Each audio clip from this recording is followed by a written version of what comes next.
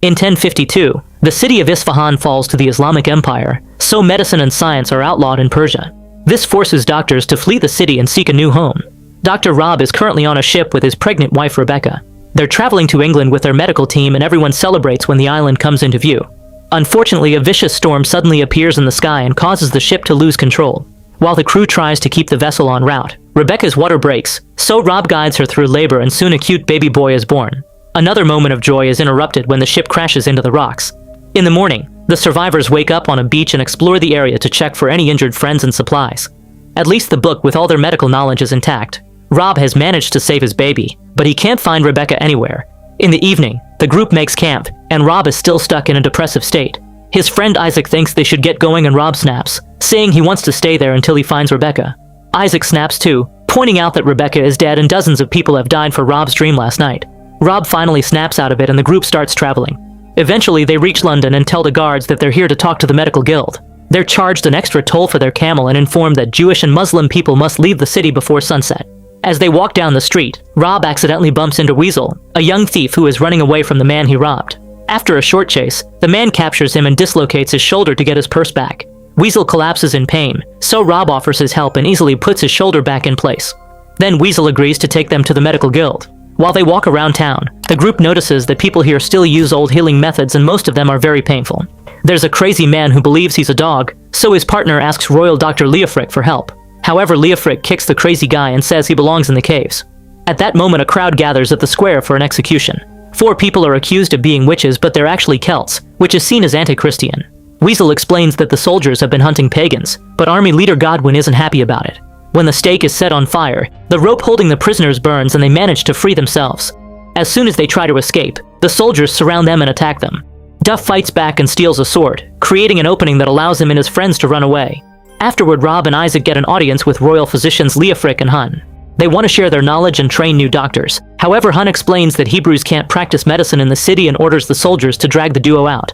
In the evening, Rob's group discusses what to do next, but they're interrupted by Rose asking for help. She takes them to a room where the runaway Celts are hiding.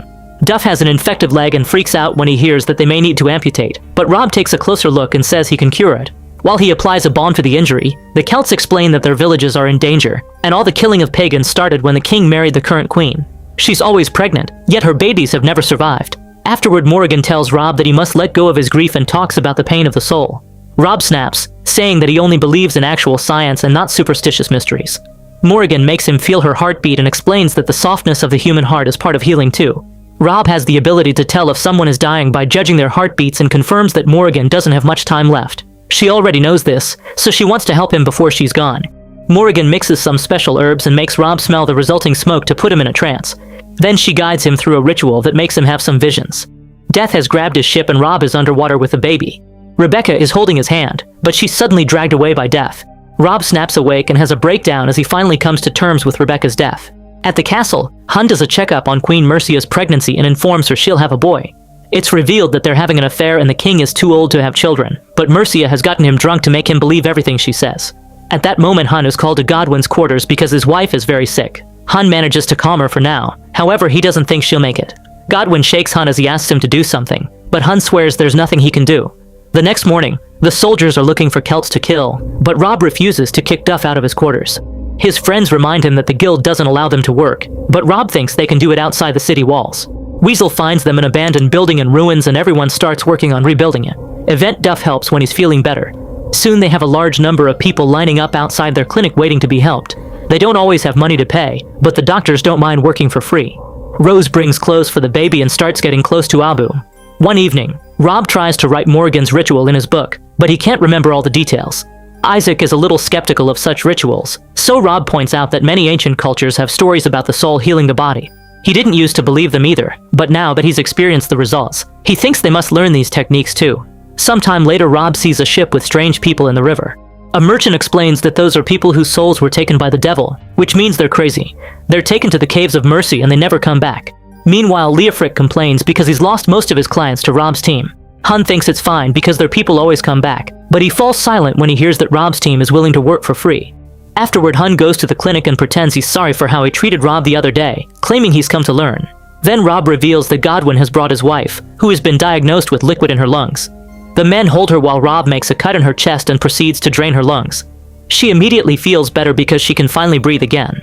Hun is impressed by this and Rob asks him to work together. However, Hun is only interested in buying the book. He offers money and his protection, but Rob turns him down. At the castle, nobles complain because they've lost too many people in these fights against native tribes. Yet the bishop and Mercia insist that none of Satan's allies must be allowed in their country. At that moment, Godwyn brings Rob to the throne room and says he can heal the king. Mercia and Leofric try to forbid it, so Godwyn tells the crowd that Rob saved his wife after the royal medics failed to help her. The crowd goes crazy and points out that nobody has seen the king in a year. Under all this pressure, Mercia has no choice but to take Rob to the royal chambers. They're kept in the dark because supposedly sunlight hurts the king. Rob examines Canute and explains he doesn't have a sickness anymore. He's weak because he lacks sunlight. As soon as Rob removes all the curtains, Canute walks to the window and starts feeling better. Then Canute finally returns to the throne room, where the crowd receives him with cheers. However, Hun isn't happy about this. After a few weeks, Canute is feeling so well that he goes hunting again. However, Rob still visits him to apply a balm on his skin until he's fully recovered. Canute is so grateful that he throws a party in honor of the medical team. Everyone has fun except for Leofric, who is worried that the king will realize he was keeping him sick on purpose. He was paid by Mercia and Hun to do so, and he refuses to go down alone. Hun talks to Mercia in private, saying that they need to get rid of Leofric before he tells on them. In the middle of the party, Canute announces that Rob is the new royal doctor and that he'll build a huge hospital in London. On their way home after the party, the team is shocked to find Leofric's dead body. Sometime later, Canute takes Rob and his wife on a trip to St. Peter's Convent. He explains that his previous wife died and only left him a daughter, who has been sick for a long time. At the convent, Princess Eileen is kept in a cell. When Rob tries to talk to her, she hides in the shadows. He doesn't give up and keeps speaking, so Eileen jumps on him to attack him. The nuns rush into the cell to pull her back and start an exorcism.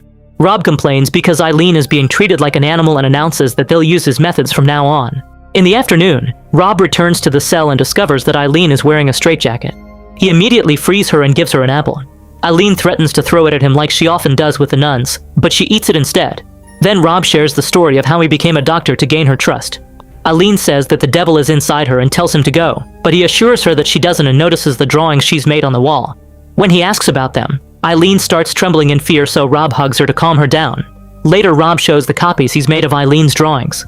Canute explains that one of them is the mask of the Dance of Death. It's part of the court's entertainment. After a feast, the figure of death comes in and takes everyone by the hand to show that death comes for everyone. However, when Rob asks about the drawing of a person with antlers, Canute refuses to discuss it. In the evening, Mercia tries to get dirty with Canute, who stops her to have a serious talk. He explains he was happy to see Leofric dead because of what he did to him, and swears to crush the bones of any person who tries to hurt him again. Mercia realizes that this is a warning. In the middle of the night, Mercia wakes up in pain and asks for her doctor, so Hun arrives in the morning. As soon as he's left alone with Mercia, she stops pretending to be in pain. They make a plan and Hun goes to the woods to look for a poisonous herb that he mixes with the king's balm. The following morning, Rob tells Godwyn and Canute that he'll put Eileen in a trance to try to understand what is happening in her head, which sounds like witchcraft to Canute. Rob assures him it's a kind of healing before applying the balm. In the cell, Rob guides Eileen through the ritual that Morrigan taught him. Soon Eileen has a vision of death, a king with a sword, and a woman surrounded by people with masks. She starts repeating that the devil is here, so Rob has to calm her down. While waiting, Canute starts feeling very sick. Rob sees him from the window, so he interrupts the ritual with the intention to help, but the cell door is locked. Canute stares at Mercia and realizes she poisoned him before he drops dead. In London, the bishop tells the citizens that Rob killed Canute, claiming he was working for the Celts. The furious mob bursts into the clinic and starts killing the doctors while burning everything. The camel is so scared that it pulls its rope until it's free to escape. Abu rushes to get the baby, hiding him in his clothes. Isaac tries to protect the book, but Hun stabs him in the arm and steals it anyway. On his way out, Hun is blocked by Duff, so he makes his soldiers distract him while he runs. Weasel is waiting by the door and makes him trip to take the book back. After Abu helps Isaac with his wound, they run away with Duff, Weasel, and the book. Unfortunately, the army surrounds them and Hun takes the book again. Rob and the 4 survivors are put in cages while Rose watches from the shadows. At the castle, the bishop announces that Mercia will rule until her child is born. The nobles point out that Eileen is still alive and they don't believe the sickness story because they haven't seen her in years. Mercia agrees to bring them proof. Godwyn travels to the convent to get Eileen, and she's so happy to be outside again that she rings the bell. When she gets too close to the edge of the balcony, Godwyn hesitates for a second before pulling her back. After Godwyn returns to the castle, he tells Mercia that Eileen self-deleted. Mercia passes the news to the nobles before she starts feeling contractions. 12 hours later, the baby still hasn't been born. Out of desperation, they call Rob for help. Rob asks for his friends and son to be released on a promise that they won't be hurt, so Hun agrees. Rob then asks Hun if he poisoned the king under Mercia's orders, so Hun tries to distract him. Rob takes the chance to also ask for Eileen to be released under his care, and tells Godwin that he and God are the only witnesses to this promise. Then Rob examines Mercia and decides she needs a C-section. A few hours later, a baby girl is born. However, Mercia wants Rob to be executed anyway. Meanwhile, Rose sneaks into the barracks and takes the baby from Abu before going into hiding. When Godwin brings Rob, he frees him and his friends, asking them to find Eileen in the Caves of Mercy so she can properly rule the country. The soldiers notice the empty cages and start searching for the prisoners. General Harthacnut stays to scold Godwin, who tells him that Mercia killed Canute. Harthacnut doesn't believe him and challenges him to a duel. Both men are good fighters, and at first Godwin appears to have the upper hand, but after just a few moves, Harthacnut kills him.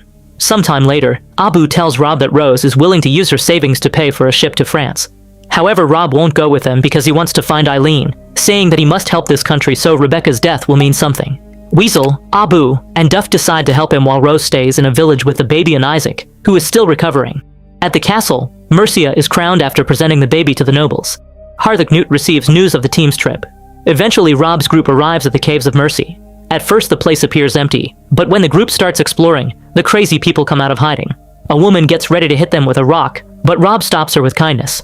He asks the crowd about Eileen, so the woman takes them to another section of the cave. To their shock, the people there are eating human flesh. When the woman bites Weasel's shoulder, he screams and everyone freaks out. The crazy people start chasing them, so the team climbs a wooden structure and kicks any person who comes after them.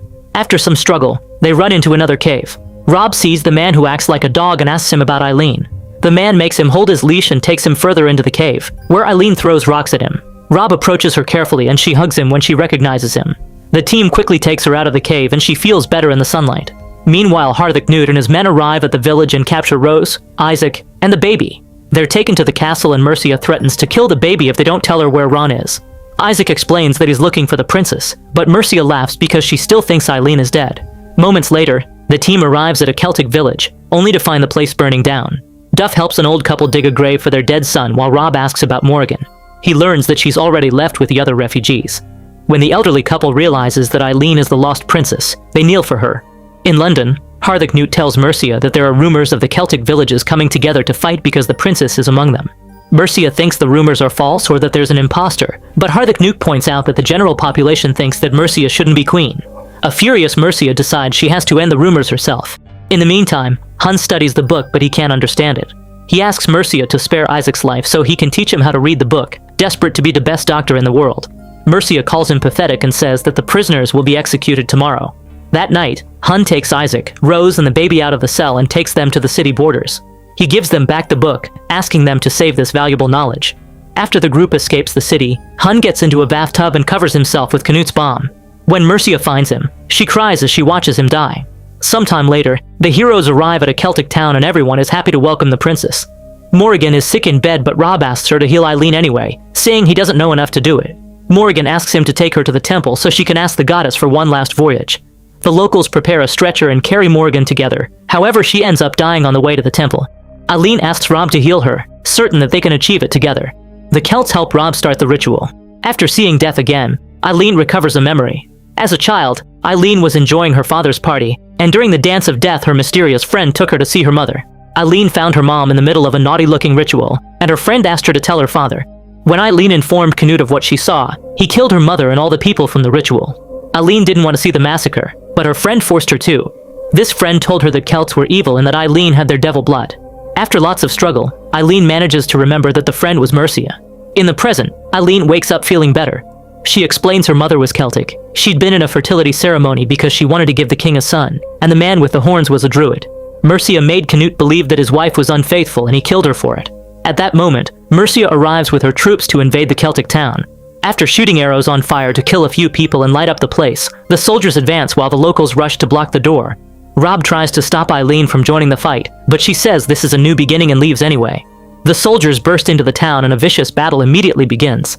Weasel falls when he's hit by an arrow, so Duff takes him to the infirmary where Abu is trying his best to take care of all the injured men. When he opens Weasel's shirt to look at the wound, they discover he's actually a girl. Dozens of people drop dead on both sides, but everyone freezes when Eileen appears with a sword and shield.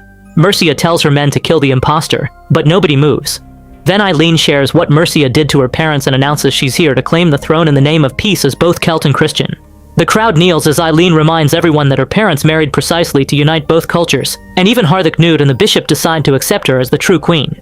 Mercia falls on her knees crying, so Eileen approaches her thinking she's repenting. However, Mercia is acting and quickly stabs her. Then she announces she's killed the half-blood, so the archers quickly kill her with arrows. Rob rushes to Eileen's side and checks her heartbeat to confirm she'll survive. Afterward, Eileen returns to London as the legitimate queen, and even the camel welcomes her with a cheer. Years later, Rob adds a chapter on the importance of mental health to the book.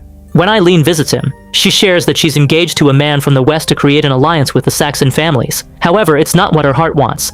She holds Rob's hand and thanks him for her life. So friends, I hope you liked this video. If you liked the video, then like, share, and subscribe to the channel. See you in the next video. Till then, bye.